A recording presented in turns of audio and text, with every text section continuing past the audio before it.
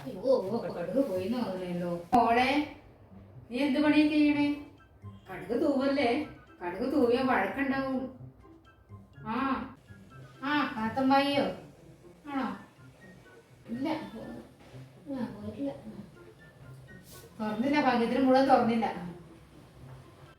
ആ എന്താ അമ്മായി പിന്നെ പെട്ടെന്ന് പോന്നതാണല്ലോ, വീട്ടിൽ പോയിട്ട് നിന്നില്ലല്ലോ.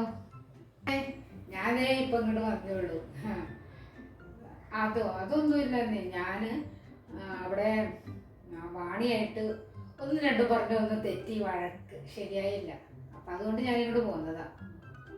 പിന്നെ കടുക് തൂവരുതട്ടെ മോളെ, ഞാൻ ഒരിക്കലും സമ്മതിക്കില്ല. ഞാൻ അവളോട് എപ്പോഴും പറയും കടുക് തൂവാൻ ഞാൻ സമ്മതിക്കേയില്ല വീട്ടില്.